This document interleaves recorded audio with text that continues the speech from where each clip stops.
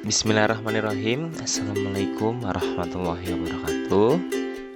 Sebelumnya, perkenalkan, kami dari kelompok 2 kelas B mata kuliah Ekonomi Makro, di mana kelompok 2 ini beranggotakan yang pertama ada Nur Rohimah dengan NPM 195009019, ada Suci Fitria Brata dengan NPM 195009022, ada Jihan Nailufar dengan NPM 195009029, ada Salsabila Rahmawanti dengan NPM 195009032, ada saya sendiri, Seto Tongguh Budiono dengan NPM 195009053, dan ada Nurbayani Ismi dengan NPM 195009063. Baik, kita langsung masuk saja ke materinya, yaitu tentang tujuan ekonomi makro menekan inflasi.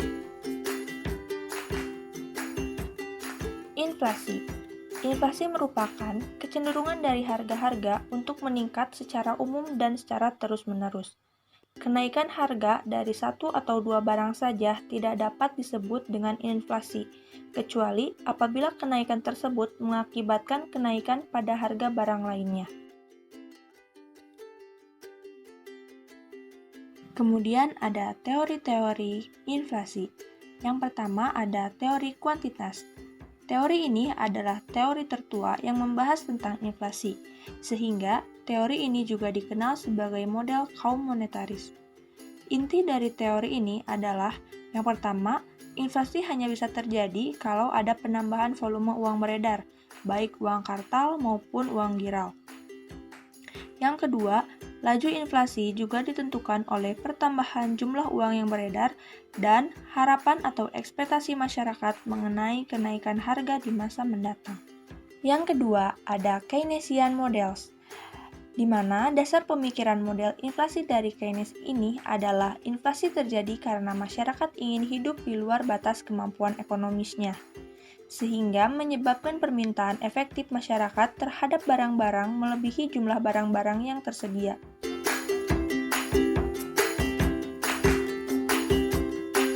Yang ketiga, ada teori struktural atau model inflasi di negara berkembang. Inflasi yang terjadi di negara-negara berkembang menunjukkan bahwa inflasi bukan semata-mata merupakan fenomena moneter, tetapi juga merupakan fenomena struktural atau cost-plus inflation. Hal ini disebabkan karena struktur ekonomi negara-negara berkembang pada umumnya yang masih bercorak agraris, sehingga goncangan ekonomi yang bersumber dari dalam negeri maupun luar negeri dapat menimbulkan fluktuasi harga di pasar domestik. Fenomena struktural yang disebabkan oleh kesenjangan atau kendala struktural dalam perekonomian di negara berkembang sering disebut dengan structural bottlenecks yang terjadi dalam tiga hal. Yang pertama, suplai dari sektor pertanian berupa pangan yang tidak elastis. Yang kedua, ada cadangan valuta asing yang terbatas akibat dari pendapatan ekspor yang lebih kecil daripada pembiayaan impor. Dan yang ketiga, ada pengeluaran pemerintah terbatas. Nah, dengan adanya structural bottlenecks ini, dapat memperparah inflasi di negara berkembang dalam jangka panjang. Oleh karenanya, fenomena inflasi di negara-negara yang sedang berkembang kadangkala menjadi suatu fenomena jangka panjang yang tidak dapat diselesaikan dalam jangka waktu yang pendek. Jenis-jenis inflasi. Dalam ilmu ekonomi, inflasi dapat dibedakan menjadi beberapa jenis dalam pengelompokan tertentu, dan pengelompokan yang akan dipakai akan sangat bergantung pada tujuan yang hendak dicapai. Pengelompokan yang pertama yaitu menurut derajatnya. Menurut derajatnya, inflasi dapat dibedakan menjadi 4 jenis.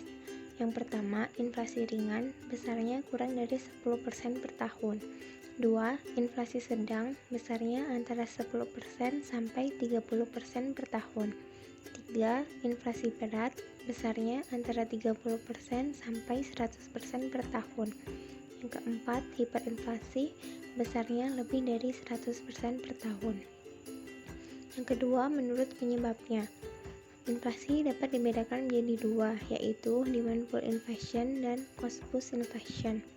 Demand pull inflation yaitu inflasi yang disebabkan karena terlalu kuatnya peningkatan agregat demand masyarakat terhadap komoditi-komoditi hasil produksi di pasar barang. 2. Cost push inflation yaitu inflasi yang disebabkan karena meningkatnya harga faktor-faktor produksi baik yang berasal dari dalam negeri maupun dari luar negeri di pasar faktor produksi, sehingga menyebabkan kenaikan harga komoditi di pasar komoditi. Yang ketiga, menurut asalnya. Inflasi dapat dibedakan menjadi dua jenis, yaitu domestic inflation dan imported inflation. Domestic inflation yaitu inflasi yang sepenuhnya disebabkan oleh kesalahan pengelolaan perekonomian baik di sektor real ataupun di sektor moneter di dalam negeri oleh para pelaku ekonomi dan masyarakat. Yang kedua, imported inflation yaitu inflasi yang disebabkan oleh adanya kenaikan harga-harga komoditi di negara asing yang memiliki hubungan perdagangan dengan negara yang bersangkutan. Inflasi ini hanya dapat terjadi pada negara yang menganut sistem perekonomian terbuka. Perkembangan inflasi di Indonesia. Seperti halnya yang terjadi pada negara-negara berkembang pada umumnya, fenomena inflasi di Indonesia masih menjadi satu dari berbagai penyakit ekonomi makro yang meresahkan pemerintah, terlebih bagi masyarakat. Menjelang akhir pemerintahan Orde Baru, angka inflasi tahunan dapat ditekan sampai pada single digit, tetapi secara umum masih mengandung kerawanan jika dilihat dari seberapa besar persentase kelompok masyarakat golongan miskin yang menderita akibat inflasi. Apalagi setelah semakin berlanjutnya krisis moneter yang kemudian dilanjutkan oleh krisis ekonomi yang menjadi salah satu dari penyebab jatuhnya pemerintahan Orde Baru. Angka inflasi cenderung meningkat pesat mencapai lebih dari 75% pada tahun 1998 dan diperparah dengan semakin besarnya persentase golongan masyarakat miskin. Sehingga bisa dikatakan bahwa meskipun angka inflasi di Indonesia termasuk dalam kategori tinggi, tetapi persentase golongan masyarakat ekonomi bawah yang menderita akibat inflasi cukup besar. Maka sebenarnya dapat dikatakan bahwa inflasi di Indonesia telah masuk dalam stadium awal dari hyperinflation. Sumber-sumber inflasi di Indonesia. Yang pertama, jumlah uang yang beredar. Yang kedua, defisit anggaran belanja pemerintah. 3. Faktor-faktor dalam penawaran agregat dan luar negeri. Selanjutnya ada pengendalian. Inflasi di Indonesia relatif lebih banyak disebabkan oleh hal-hal yang bersifat struktural ekonomi bila dibandingkan dengan hal-hal yang bersifat monetary policies.